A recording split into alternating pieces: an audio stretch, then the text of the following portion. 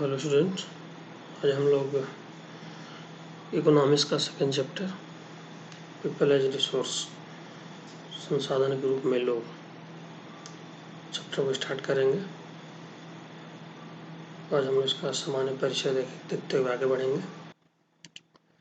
Overview में जो बताया जा रहा है कि पीपल एज रिसोर्स है क्या, संसाधन के रूप में लोग से क्या तात्पर्य है, इनको किस रूप में देखा जाना चाहिए, इसका कैसे डेवलपमेंट किया जाना चाहिए।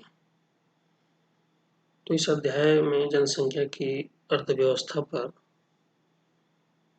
जो दायित्व है से अधिक परिसंपत्ति के रूप में, एसेट के रूप में व्याख्या करने का प्रयास।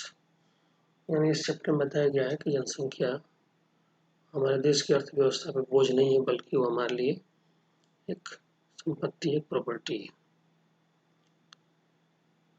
यह कैसे होती है? जो शिक्षा, एजुकेशन, ट्रेनिंग और मेडिकल सुविधाएं में निवेश किया जाता है, तो वही जनसंख्या मानव जीवन, मानव पूंजी में बदल जाती है। वास्तव में मानव पूंजी, ह्यूमन कैपिटल, कौशल, स्किल और उनमें निहित उत्पादन के ज्ञान का स्टॉक, यानी मानव पूंजी से कहेंगे जो कौशल, स्किल और उत्पादन के लिए जो आवश्यक ज्ञान उसमें निहित, जो भी जनसंख्या स्किल्ड है, प्रोडक्शन के लिए उपयुक्त है, सहयोग दे रही है, तो वही हमारे लिए ह्यूमन कैपिटल है। People resource is a way of referring to a country's working people in terms of their existing productive skills and abilities. संसाधन के रूप में लोग वर्तमान उत्पादन कौशल और क्षमताओं के संदर्भ में किसी देश के कार्यरत लोगों का वर्णन करने का एक तरीका है। यानी बताने का तरीका है कि जो जनसंख्या काम कर रही है उसका लेवल क्या है, वो कितनी सक्षम है, कितना वो काम कर रही है। उत्पादक पहलू की दृष्टि से जनसंख्या पर विचार करना सकल राष्ट्रीय उत्पाद के सृजन, ग्रॉस नेशनल प्रोडक्ट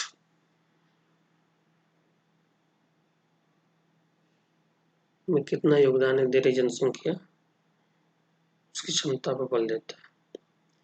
जो दूसरे संसाधन है जैसे नेचुरल या ह्यूमन मेड, वैसे ही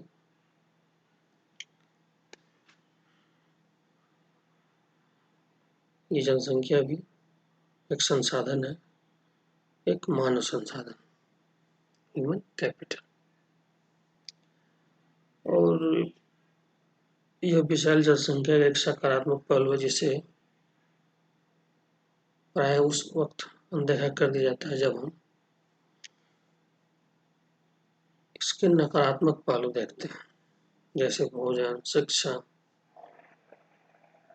और स्वास्थ्य सुविधाओं की जनसंख्या तक पहुंच से संबंधित समस्याओं पर विचार करते हैं। जब इस विद्यमान मानव संसाधन को और अधिक शिक्षा तथा स्वास्थ्य द्वारा और विकसित किया जाता है, तब हम इसे मानव पूंजी निर्माण कहते हैं, जो भौतिक पूंजी निर्माण के बाद देश की उत्पादन शक्ति में वृद्धि करती है। यानी कहना यह है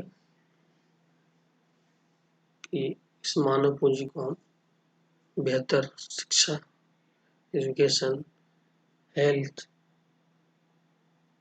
और फूड के द्वारा हम अच्छे से तैयार कर सकते हैं, जो हमारे लिए एक पूंजी का काम करेगी। इन्वेस्टमेंट इन ह्यूमन कैपिटल, यानी मानव पूंजी में निवेश कैसे किया जाएगा, इन्वेस्टमेंट कैसे किया जाता है, तो ये शिक्षा, एजुकेशन, ट्रेनिंग, मेडिकल केयर, शिक्षा, प्रशिक्षण और स्वास्थ्य सेवाओं के द्वारा ही हम मानव पूंजी में निवेश कर सकते हैं और यह निवेश हमें फिजिकल कैपिटल की तरह ही हमें रिजल्ट प्रदान करता है। फिजिकल कैपिटल से आता है land, labour, capital, money etcetera, जो पहले चैप्टर पढ़ चुके हैं। तो उस तरह ये भी ह्यूमन कैपिटल भी आपको रिजल्ट देगा। ये देखा गया है कि अधिक शिक्षित या बेहतर प्रशिक्षित लोगों की उच्च उत्पादकता के कारण होने वाली अधिक आय और साथ ही अधिक स्वस्थ लोगों की उच्च उत्पादकता के रूप में इसे प्रत्यक्ष देखा जा सकता है। तो हमने देखा अभी जो हमारे पास विशाल जनसंख्या है, इसको हम एक एसेट के रूप में बदल सकते हैं और उसमें ज़्यादा से ज़्यादा प्रोडक्शन में ले सकते हैं।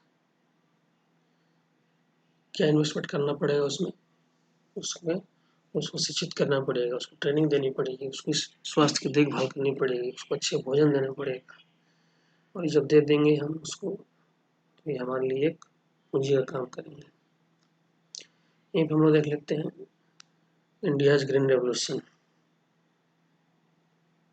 या भारतीय हरित क्रांति क्या थी और इसका हमें क्या लाभ मिला। भारत की हरित क्रांति एक नाटकीय उदाहरण है कि किस प्रकार बेहतर उत्पादन प्रौद्योगिकी के रूप में अधिक ज्ञान रूपी आगत दुर्लभ गुण संसाधन की उत्पादकता में तीव्र वृद्धि ला सकता है।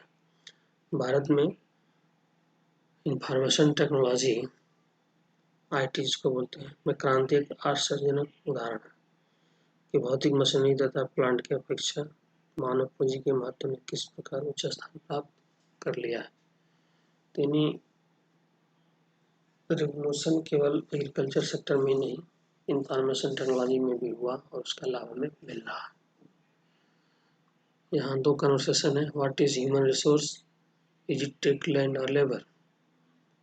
It is more than that. मानव संसाधन क्या है? क्या भूमि अथवा श्रम के समान है? यह उससे अधिक। हम देख भी चुके हैं कि अगर ह्यूमन रिसोर्स संसाधन सही नहीं है तो और उसका उपयोग करना आसान नहीं। What is human capital? It is like rupee, पैसा और डॉलर। मानव पूंजी क्या है? क्या रुपया, पैसा तो डॉलर के समान है और ये उससे भी अधिक है। यानी सबका सेंट्रलाइज केंद्रीय बिंदु ह्यूमन रिसोर्स, ह्यूमन कैपिटल ही।